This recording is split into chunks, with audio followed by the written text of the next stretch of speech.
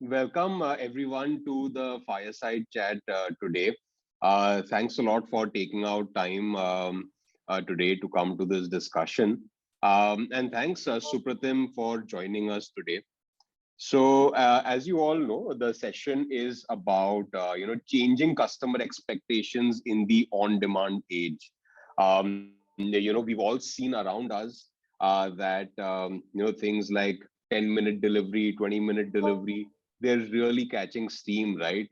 Having said that, the market is absolutely huge, right? It's a $700 billion market in India alone, right?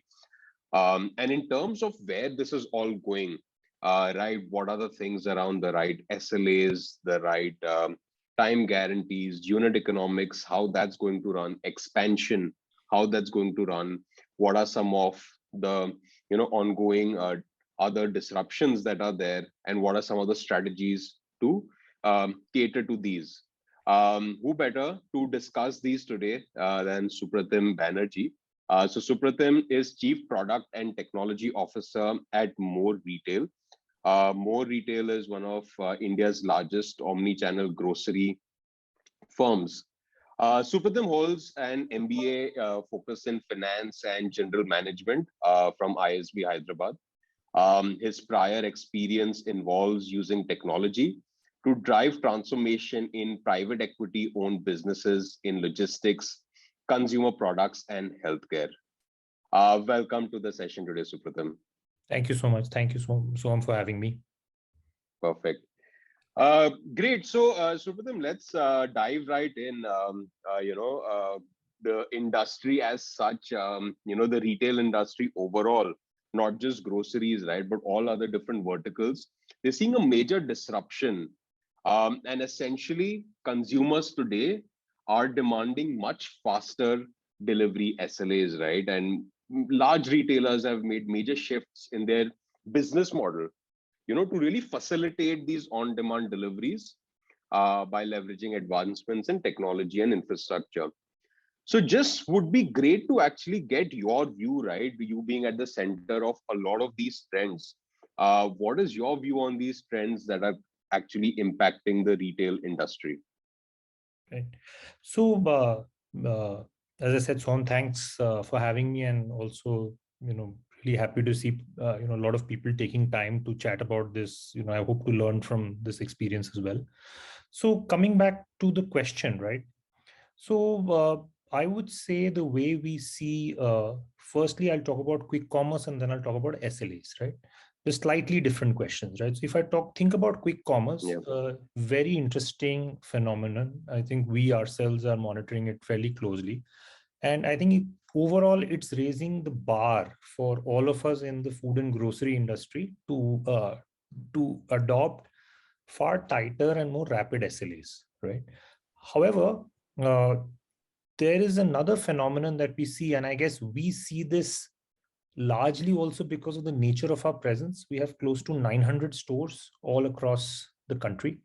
And these are, we're very strong in the south, in the east, and the north, where we're in tier 2, tier 3 small town locations, right? And what we are seeing as the first step to this transition is really adoption of non-walk-in customers, right? Non-walking channels, right? Spurred on by the pandemic, right? To rapid adoption of that, and we are working on this with you on some of these initiatives, right? And that's a very interesting channel from this business being virtually less than 1% of our total revenue for our entire business, close to $1 billion enterprise, right? It's now gone up to, in our large stores, as much as 30%, and in about 10 to 15% of our total revenue. So essentially, consumers that's a big shift.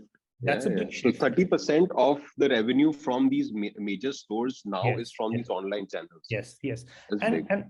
and if I take a city like Mysore, right? So Bangalore, Delhi, Gurgaon, these are well studied cities, and but if we take a city like Mysore, right, it's a very interesting case study for us, because as we got our delivery act together and the online service together, it just took off. And our hypermarket in Bangalore really took off because what we realized, and these are all learnings for us as well, as as the lockdown forced us all to adapt, right? We began to learn some very interesting things, is that in those kind of cities, right, the first step we see is just adoption of these channels, right? Yeah. Grocery traditionally has been a very high touch category, right? Yeah. And across the world, when we look at the US, we look at China, parts of grocery have migrated very nicely online, but there are parts which continue to remain high touch. But the overall consumer ability or desire, not ability, desire to engage across multiple channels is something that we see consistently across markets. I mean, we see this in a city like Mangalore, we see it in a city like Mysore, and we also see it in what I'd call top 5 to 10 cities. So a city like Calcutta or a city like Chennai is less served, less well served than a Bangalore, Hyderabad, Gurgaon, even I would say Delhi, because Delhi is 4 cities. Faridabad is not so well served, as an example. Ghaziabad is not very well served. Noida is reasonably served. Gurgaon is very well served. So we see markets where there's an underpenetration of alternate channels, right? We see a massive lift in revenue. And that's, I assume, driven by consumer traction and convenience. Right? And that's something that we're seeing across the board, right? So the way we see the market is there is obviously a game change by quick commerce in the tier 1 cities, and we'll double click on that in the course of our conversation. But I think often we forget, and when I say we, I mean people who live in big cities tend to forget that there's a large part of the population which is living outside metros. And again, food and grocery is such when modern trade even today is not more than 15-16%. So there's a large part of the consumer base who seems to adopt the combine of modern trade plus online in a lot of tier 2 markets. And we're seeing both phenomena, which then obviously drives us to each market has its different cadence of SLAs, right? I mean, there could be a 10-minute product in Whitefield, which is probably or Gurgaon, right? Because that's where those are some of the most dense, affluent pin codes, right? In India. But equally, some of the other tier 2 locations, right? That SLA could go from 2 hours to 4-5 hours because there's no other alternative, right? So therefore, SLAs are important.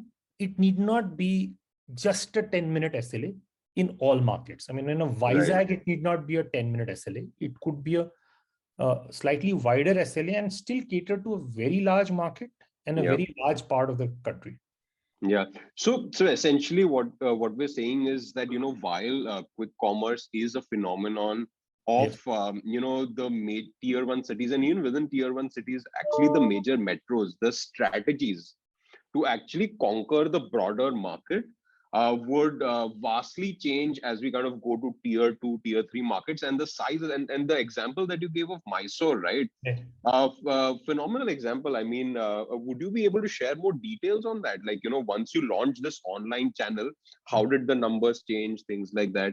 So, no, I'm happy to give it. The only thing is there's no reference, right? I mean, when I say growth, it's all infinite because there was no online business before this, right? Okay, right. The trigger was that when we looked at a city like Mysore, right, there were very, very few options for consumers to buy food and grocery online, right? And we had a network in Mysore of both the small and large stores combined, right? And Karnataka had some of the most stringent lockdowns over at least the second wave, right? So a lot of this learning came somewhere between the first and the second wave.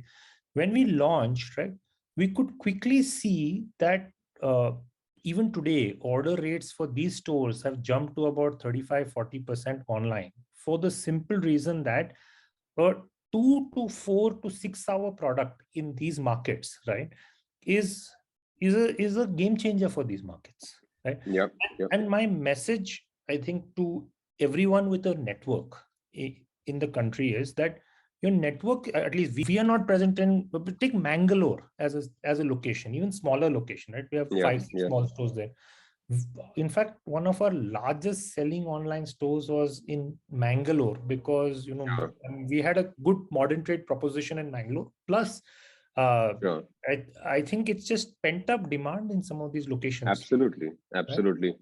Right? No, makes sense. Yeah, I think makes sense, Supratim. And just on that note, right, while we're talking about SLAs, right, and I think everyone's over obsessing on this, right, I feel that yes, SLAs are critical, but, overall in the grand scheme of things, right, there's so many other factors that actually link up to customer experience, right? So what is your view on that, Supratim, and how do you guys kind of see it, right? What are some of the other factors that are very critical to customer experience, apart from SLAs? So the only thing I would say is the operative word is apart. I'm not suggesting SLA is not important, right? So let's start with that. It's just over an SLA alone is not important, is what the way I would say it, right? So the way we think about it is there are 3 variables of consequence. Right? First, and this is our observation, I'm actually going in sort of order of importance, right? The most important being the first.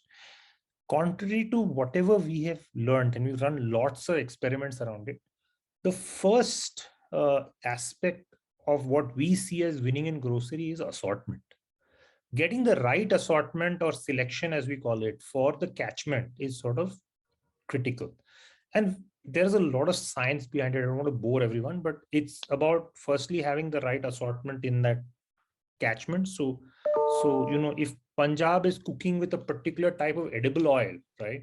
If you don't have it, there's no grocery play, right? I mean, West Bengal has a particular type of edible oil. If you don't have it, there's no play. Similarly, spices, similarly, masalas, right? There are different types of the country which have different products. And so therefore, in our minds, first, the right assortment is crucial. It may sound trite, but, given that we deal with tens of thousands of SKUs, this becomes an important sort of decision point for us. Second, obviously, is pricing, right? And pricing is important. The reason I place it as number 2 is because we have, as I said, run lots of experiments of pricing, and we observe that consumers are very keen on first building their basket and in making sure that they get what they want in the pantry. And of course, no consumer wants to get a bad deal, right? So consumers are keen on pricing, but it's not that pricing is number 1 and no one cares about assortment, right? That's the notion sometimes we sort of colloquially walk around with. That's not our understanding when we look at our own data, right? And run experiments on millions of customers. The third thing is convenience. And convenience, again, obviously SLA is a very important part of the convenience, but I'm not suggesting we do necessarily the consistent job, but that is our endeavor as a company, which is to continuously raise the bar of a shopping experience. So in-store consumer experience, we believe is important. And I'll just double click on that a little bit. In grocery, we observe that about 30 to 40% of the baskets, right, typically have fresh produce. So fruits, vegetables, where, non-veg is key. So, chicken is a very dominant product, right?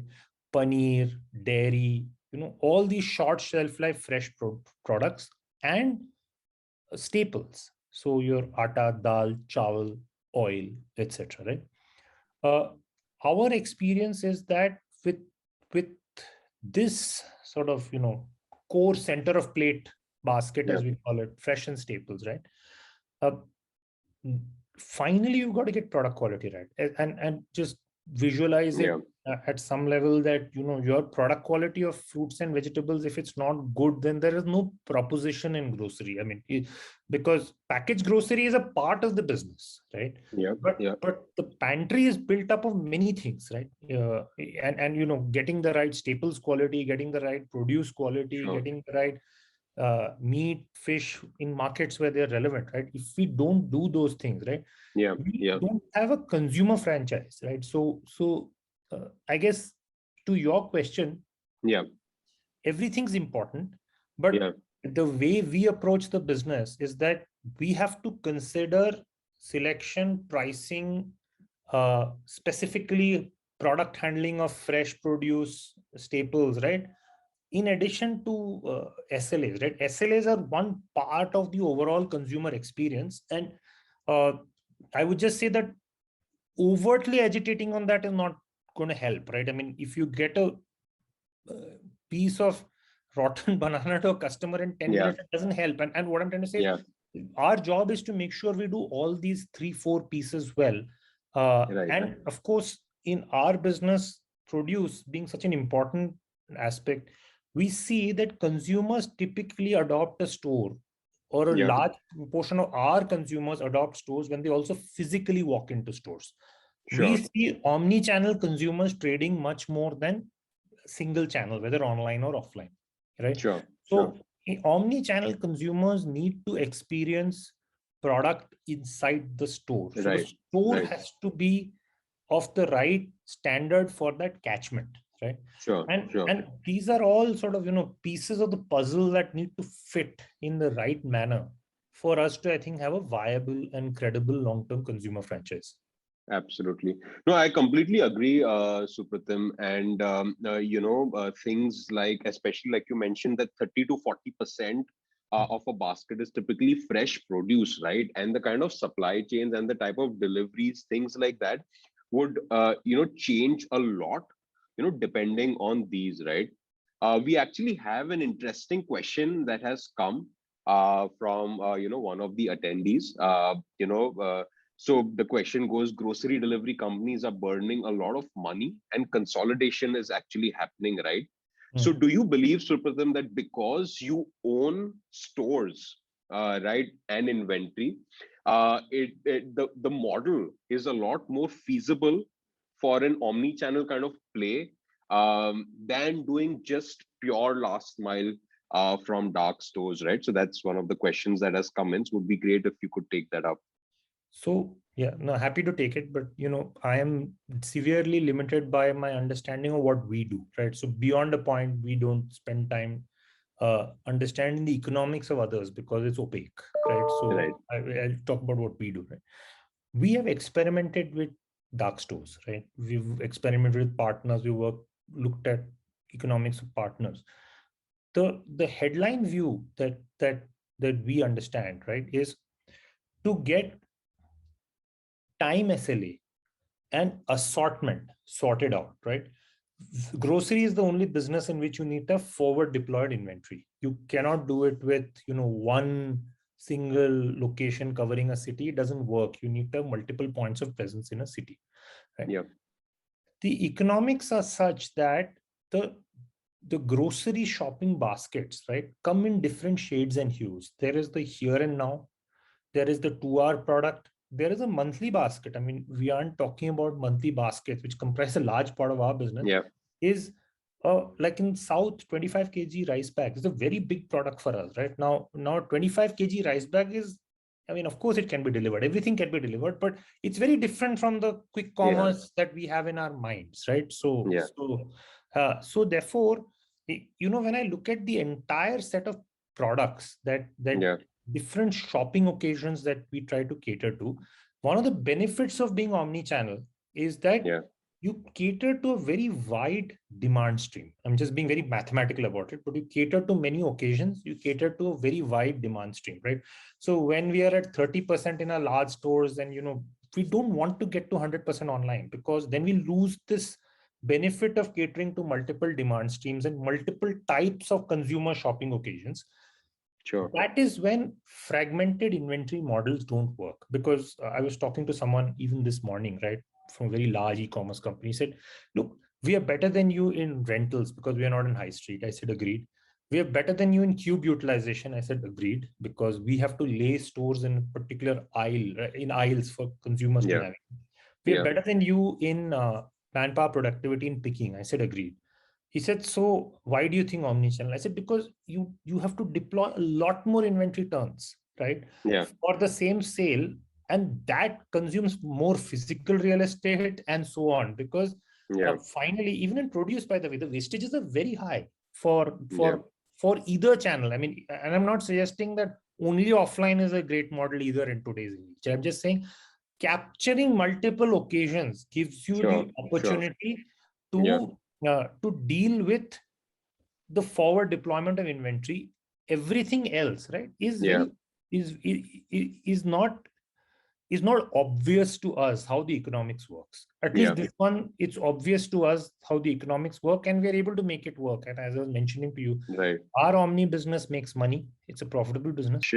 Please, you can put all of your questions in the Q&A section on Zoom, and we would be happy to take that up. But yeah, Supratim, I think, the whole concept of catering to multiple demand streams, right? Yes. I think that is something that is very critical because, of course, when people go to shop offline, right, it's all these different occasions that you can just solve for, right? Whereas, of course, like a large, let's say a very large order, delivering very fast, using, say, bicycles, things like that, it's obviously going to be tough, right? And I think a healthy mix of both of these is something that is increasingly making sense. I mean, we've seen pure online companies as well go physical, right? Yes. And Yes. so it's both ways. I would say what we've studied across the world, if we look at China, we look at the US, even parts of the UK. UK is a very mature grocery market, actually, it's a very, very evolved and mature grocery market. The This debate is ongoing, right? Yeah. But what we do see is a clear shift towards omnichannel. Is if I had to sort of step back and read a macro view, that's the shift we are able to see. Sure. Um, a Perfect. bad online experience by an offline retailer is not the answer. Yeah. We have to be table stakes with the market, but omnichannel Yeah. just makes the economics work better, is Yeah. our understanding. Yep.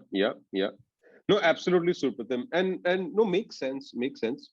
So I think just moving on, obviously catering to the SLAs, like you mentioned, is one of the fundamental requirements, right, for sure. But what, according to you, in your opinion, what are some of the key other aspects of SLA adherence overall?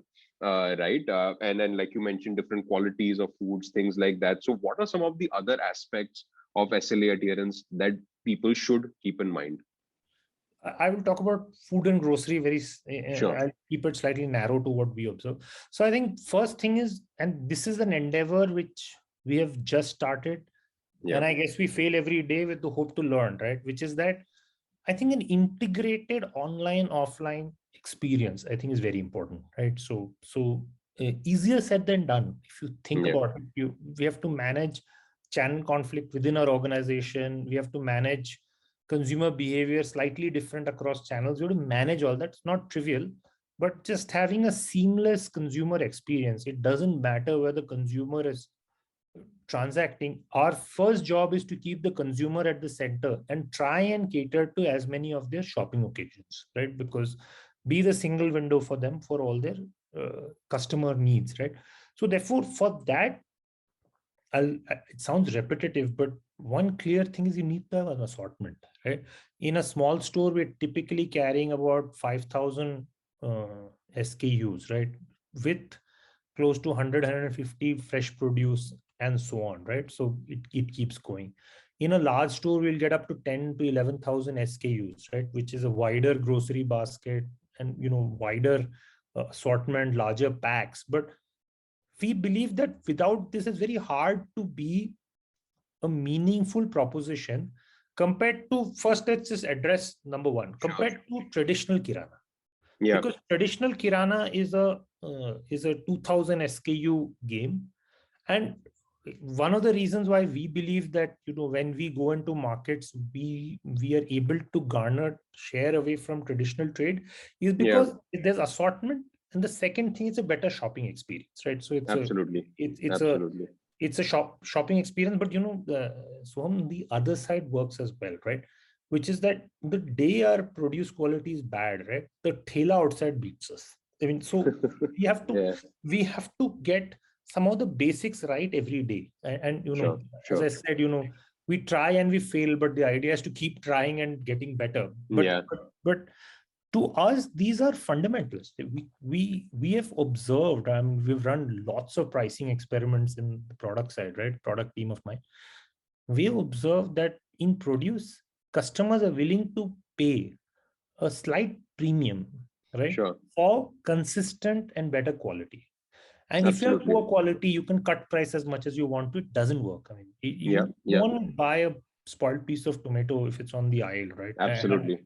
So therefore, we have to continuously keep in mind that we are looking at an integrated consumer experience, and therefore assortment, so catering to their needs, quality, right? Price has to be table stakes for us, right? Absolutely. Over and above the SLA. See, SLA is a factor, and in SLA also there are other aspects of SLA which come in, which is delivery for produce has to be managed. Okay, it's ambient, but has to be done properly. Correct. Delivery for the eggs, seafood, meat, right, has to be managed properly, right?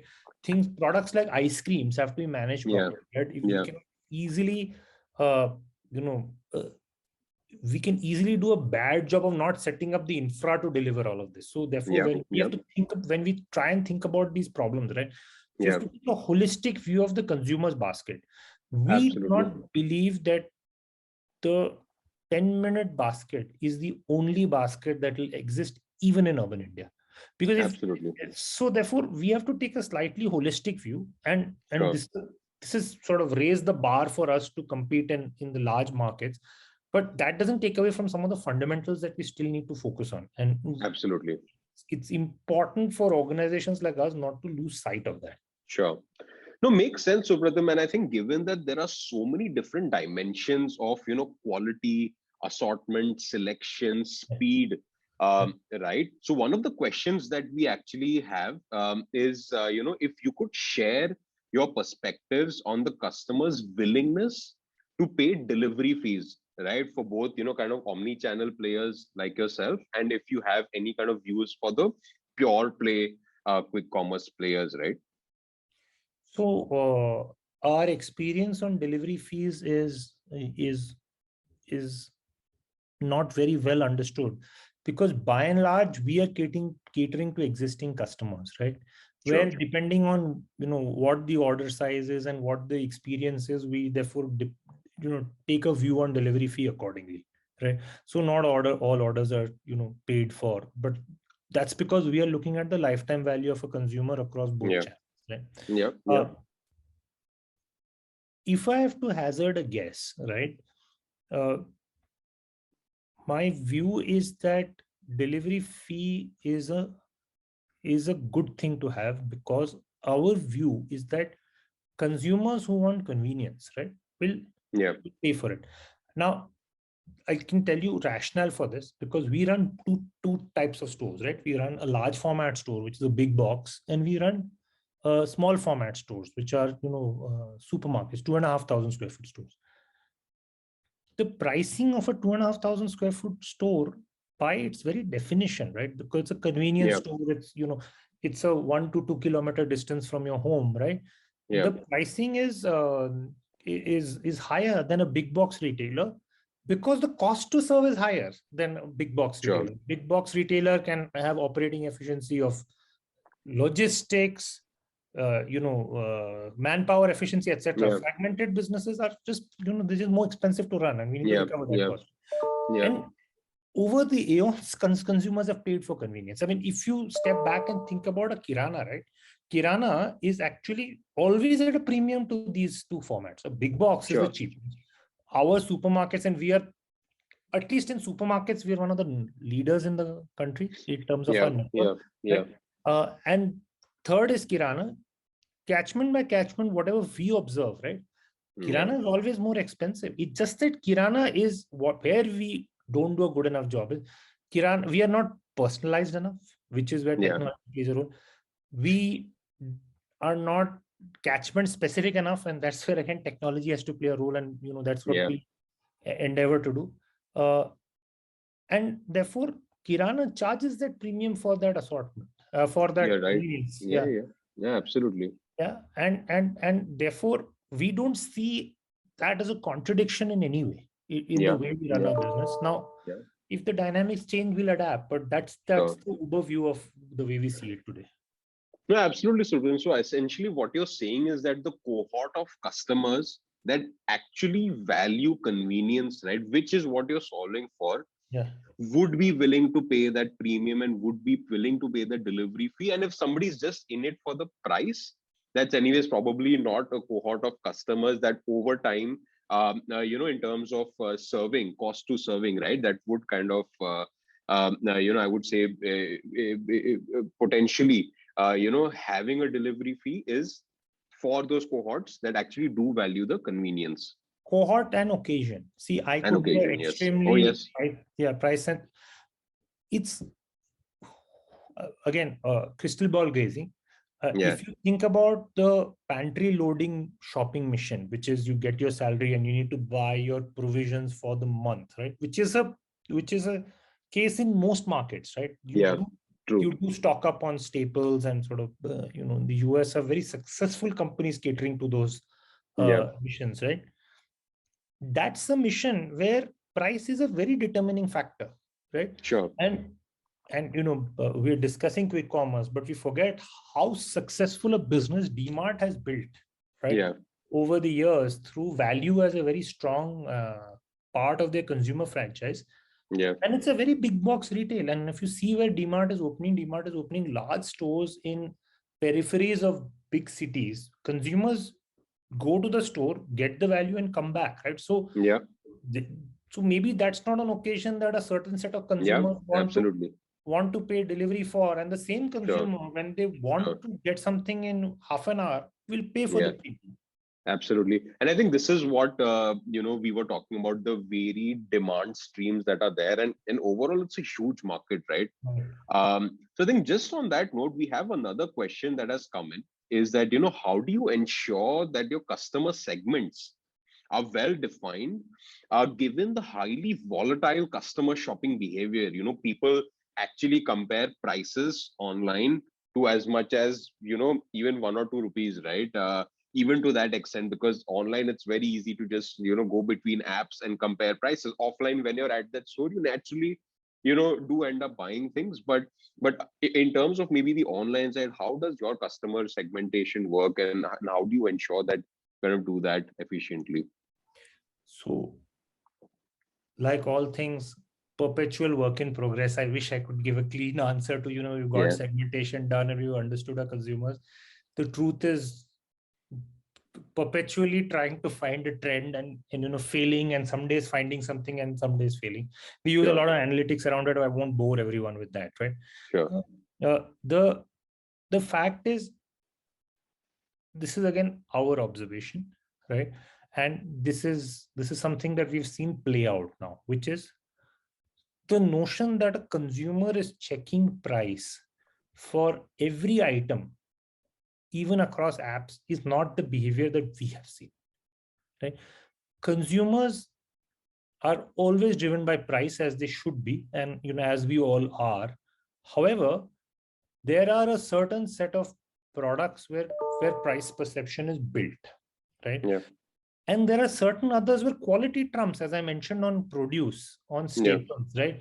uh, we have consistently seen consumers, right, pay the premium for quality because that's what they value, right? So packaged grocery, right, is easy to compare, hmm, yeah, but but but your rice quality, right, is not that easy to compare. Now, companies like Ashirwad, for example, ITC have done a spectacular job with something like Ashirwad, where yeah, they've taken a commodity product and made it like a packaged grocery. But sure, you even Tata Consumers doing a great job. But you look at the vast majority of your pantry, right? It's unbranded yeah, or very small brands. Masala brands, you will struggle to name them after some time, right? But masala is an important part, right? And consumers in our minds, even in so we are serving all types of consumers, all strata of consumers. sure, This notion that a price is compared so aggressively, right, was also our notion, right? yeah, And it is to a certain extent of the basket, because consumers, and we should not, do the wrong thing by consumers, but where we are trying to deliver quality and that costs a little bit of money, right? We have seen the ability to recover that cost because consumers value that. Yes, yes, Right? absolutely, and absolutely. and that's not a trend that is to be taken lightly, because we have seen in our business a consumer who's used to buying produce with us typically upgrades. Sure, sure, Where sure. we lose a consumer on produce is actually a very hard consumer to win back, because if they had a bad experience, also very hard for us to win back. So therefore, this is a perpetual sort of game of quality and price, and balancing both is crucial for us. Sure, sure, sure. Does that No, answer the absolutely. question? Yeah, I think in terms of yes, so it's very difficult, I think, to do that, and then there are definitely a lot of these different factors that do play a very heavy role in kind of determining the segments and the repeat purchase behaviors, things like that. But I think on the online bit as well, right, in terms of the price sensitivity, how much of a driver that is for online purchases, I think we're probably yet to know. No, yeah, sorry, there, right? Yeah, You yeah, typically buying baskets, right? Seven, yeah, 8 items, right? Uh, Consumers, our observation are not going through comparing 7 items. It yeah. doesn't work like that, is our understanding, right? Sure, sure. So, and in that, if 30% is produce is very hard to compare price online. I mean, an Apple, comparing that, you don't have clear product specifications because that's the nature of the beast, right? So, Sure, sure. so therefore, a phone or an electronics item is, I can visualize this, right? But for a basket built product of this nature, I don't think it's that straightforward. And Sure. our whole differentiation also is as a retailer, we are of the organized retailers, right? Of physical organized retailers, we put in a lot more emphasis on fresh and produce and staples. That's just something that we feel very passionately about, the large part of the consumer basket. And I think there is differentiation that we can bring through vertical integration, through pharma engagement, through better processing, better packing, better handling, etc.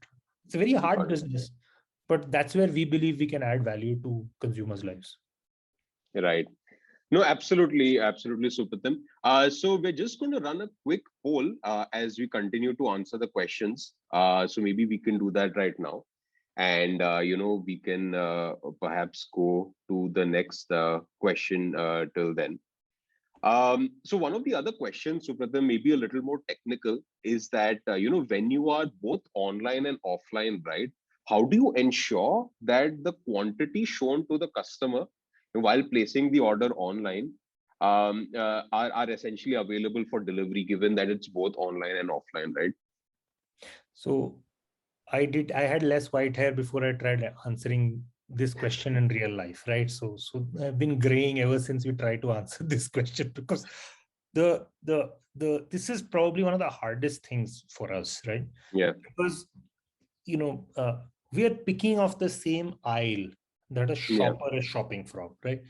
And it's very hard even for right now. And we stream our POS data. So technique, what we do is, so a point of sale is where you do the billing. sure. Our POS streams data to a central server. So we're trying to capture as much real-time sales as possible. But visualize as someone who's walking through a store for 20 minutes, picks up an item and not build it yet. Now, those are Yeah, some corner cases where we have no answer to, right? But sure. the stack works as follows. We have a common inventory management system, right? Yeah, So all inventory is sort of logged into a single database, right?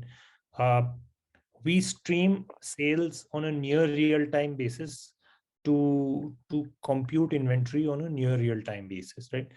For sure. time windows where we are where we can't observe. So, for Hmm. example, sitting today, because I run daily replenishment. So every store of mine is within a day from my distribution center. So they run daily replenishment. If I were to give slots 24 hours out, right? Yeah, I have to make an assumption that what gets sold today will get replenished, and the truck from the DC will arrive on time so that I can do a replenishment properly tomorrow. There's a huge amount of forecasting that goes into it. So we spend a fair amount of time, energy, money behind forecasting. uh, there is a fair amount of inventory fidelity work that needs to go into it. See, one of the things which we are trying to drive through our organization is an offline retailer, because the products on the shelf is not so on the ball, if I could put it, in Yeah. recording every inventory movement at the instant it happens. We Sure. don't have that ethos, right? Sure. Because an e-commerce company lives and dies by that. But our consumer experience is not eroded if I don't show it on the system, because I'll get the replenishment run tomorrow. Now we have to build the same operating cadence, and large business, these are the things which take time, right? We have to build that operating cadence so that every timestamp event of inventory as it flows from the receiving at a distribution center to going inside a distribution vehicle to hitting the store to getting picked by a picker if it's an Sure. omni order to getting shipped out, all those timestamps have to be maintained with a huge amount of fidelity. Correct. So Absolutely. to sort of at a technical level, two broad things that we spend a lot of energy on.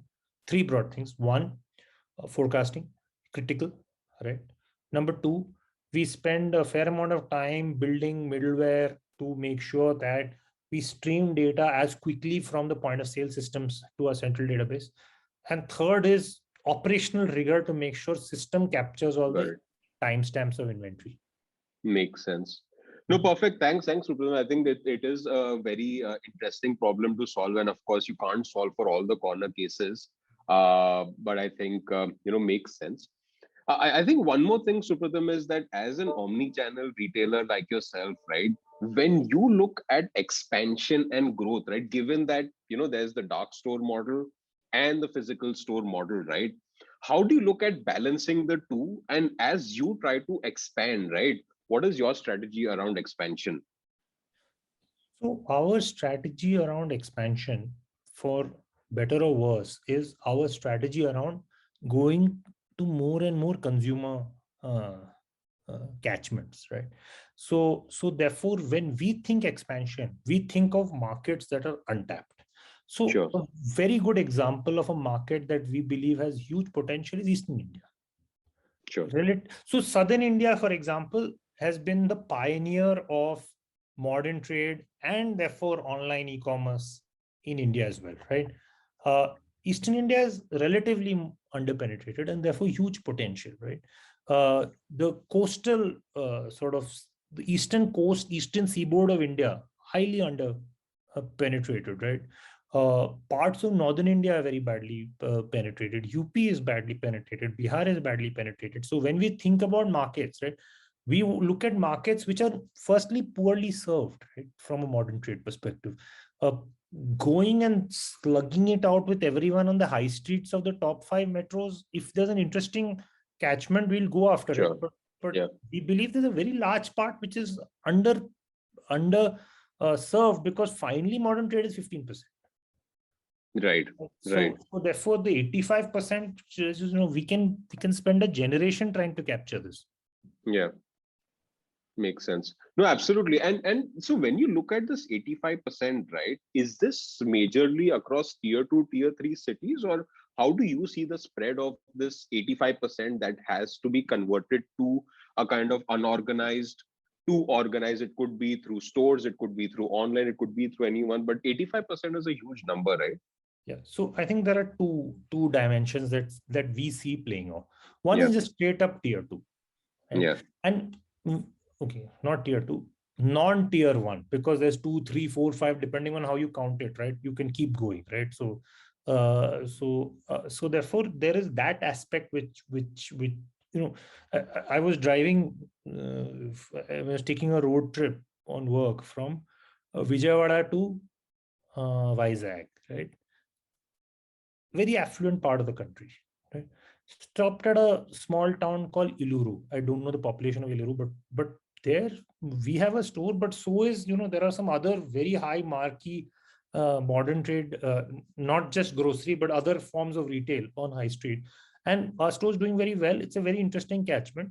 And that's tier 3, because Vijayawada itself may not be a very large segment for traditional e-commerce, right? So we're talking about a totally different. Makes sense. Kakinada, and you go to Kakinada, you go to all these places. There are lots of, after all, grocery is after all a $700 billion market, right? So therefore, this is a sort of, I believe there are enough markets to capture, and grocery is a very catchment specific game.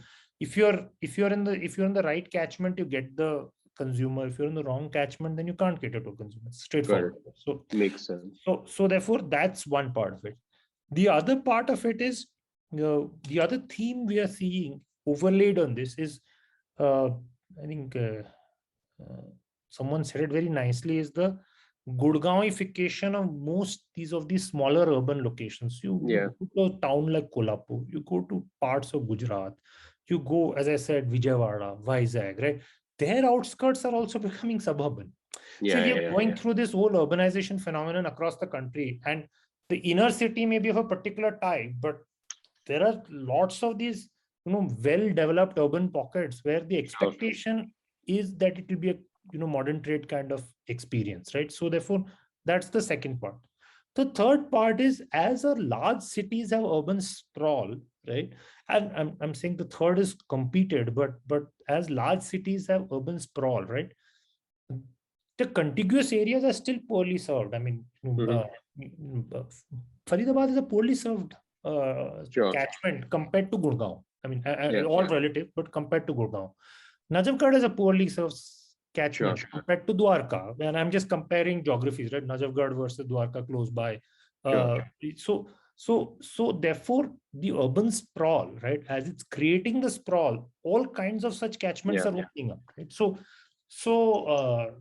And I think just on that note, Supratim, like, if you don't mind, sorry to cut you there, but this is very interesting, right? When you talk about underserved markets, so how do you actually identify underserved markets that, like, which is the market, like you mentioned, two areas, Najafgarh and Dwarka, right? Let's say two small areas close to each other, but one is underserved, one is. So how do you actually get this insight, this data to decide where to open next? So when we look at opening a store, we look at probably 100 data points.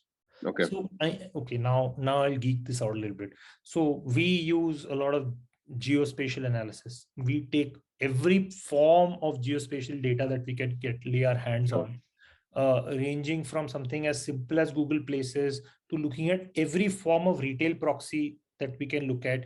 We look at demographic data. We run regression models to understand that what are the other sort of catchments, right, with similar characteristics. And we are analyzing, catchment after catchment. So there's a good open source framework that Uber had laid out, which is they break up the entire world into hexagons. Right? So we use that to sort of, we try and capture data around the hexagon and then try and build models around them to understand what's a good sort of probability of catering to the cooking of the rice is catering to that particular catchment or not. So there's a lot of work we do around that. But one area we have failed consistently, and we've tried to bring in technology but not got a good enough solution, is produce quality. We've tried computer image vision and all that, but we've not been able to. Maybe it's our lack of capability or imagination. We have not been able to scale it, right, as a solution for partially because it's just too expensive still. So maybe with all the innovation that's happening around edge-based edge-based AI, right? So flow light kind of things, right? Where you can deploy machine learning models on Android phone. Maybe we'll get to that, and that could be a tech solve for some of this. But today there's no inexpensive solve for this in a structural manner. So we do photographs, and then there's a lot of manual work, but there's no tech-based solve for this that we have come up with. Sure. No, makes sense, Supratim. And I think perhaps the last question, so to say, is someone is excited to learn when is More launching its app. As I keep telling my CEO, with whom I have a review in 1 hour on the same matter, is soon. you know how apps are, they're more complicated than, Yeah. and so that's the short answer. But the Yeah. fact is that on the dev stack, right, the problem we have to solve is the problem you asked, right? We have Yeah. to make sure we have inventory fidelity, which Exactly. which which as silly as what I'm going to say sounds next is, to launch the app we've had to change the entire backend. Right. Right. Interesting. But if we Interesting. did not change the backend, Yeah. Yeah. we would have had a very bad customer experience. Absolutely. Absolutely. No, makes sense, Supratim, and thanks a lot for all of you. I guess, to summarize and, as a closing note, perhaps, right? What is the key piece of advice that you would give to everyone here on the call today? Maybe players in the retail, quick commerce space. What are some of the top priorities, that they should consider as they go into implementing faster and faster deliveries, across the network? I don't think I'm qualified to give advice to most people. I'll tell you how we are thinking about it. We are thinking about it very simply that this is one of four elements, right? And I'll just keep emphasizing, this is one of three, four elements, right? We have to get product quality right. We have to get an integrated online offline experience, from pricing to loyalty to everything. We have to get that right. We have to get the right assortment, right? And of course quick commerce is important, right? But we don't consider taking our top 1000 SKUs, right, in a small store and launching it on an app, Yeah. because we don't think that's the right consumer proposition.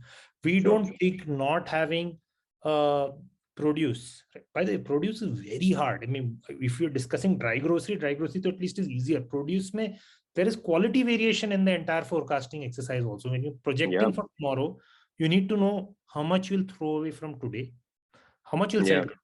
what will get thrown away because quality has eroded. Quality erosion is completely store specific, right? Because temperature country conditions may be different. Consumers tend to touch products, so that may be different. You don't know what you'll collect from the farmer tomorrow, because agriculture is not, it's less predictable, right? And Yeah. so on, right? I mean, just think about all the steps in the chain to get right, to get the consumer to get the product at the end of the day, right? So Sure. therefore Sure. these are also things we have to solve, right? Because we don't think we can deliver a good consumer proposition by just the speed of delivery. There are other elements of the product, right, that Absolutely. either online or offline we have. And if anything, with more, and some of the quick commerce companies, they're set up by very smart people, they're raising the bar. If anything, the bar goes up for a whole host of other factors as well for us. Sure. Sure. Sure. Sure. No, absolutely, Supratim. And I think the main takeaway from the session today is that, while there is a lot of, I would say a lot of talk and chatter about very quick deliveries. I think it's a massive market, and, not just, in India, but globally, it's a huge market. The questions are still open. The approach to actually capture all these different demand streams or buying occasions, on one dimension, the opportunity to capture, different types of segments of the basket, whether it be fresh produce, etc., right? A lot of these are still, out in the open, right? And I think honestly, there would be not a single winner. I think it's such a massive market. There are so many different dimensions to really look at it, that I think over time, all kind of models would kind of come in, and there would be multiple players who would be potential winners in this space. Yeah, for us it's hard to believe that this is going to be like in the rest of the world, right? If I think about ride Yeah. hailing, right, it's become a duopoly, if not a monopoly, in most markets, right? Our view of the structure of the industry is very different here. It's unlikely to be that. If we look at any mature market, even if we look at organized retail in those markets, it's except for maybe the sole exception of Australia with two players, right? Every other part of the world has multiple retailers playing out. There are Yeah. different occasions, different premium, bottom of the pyramid, mid market, all kinds of Sure. players all across the market. Perfect. No, sounds good, Supratim. And thanks a lot again for all of your views. I think thanks everyone for attending the session today. And thanks a lot for putting in all of the questions. It was great discussing with you, Supratim, on all of these emerging trends. And I think honestly, it's an extremely exciting space. We as Shipsy are, extremely, honored and proud to partner with, more on this mission as well as you go in the omni-channel route and, try to capture a larger portion of the unseen market, so to say, right? And keep growing. So thanks a lot again, Supratim, and thanks everyone for attending the session today. Have a good day and stay safe. Thank you so much, Son.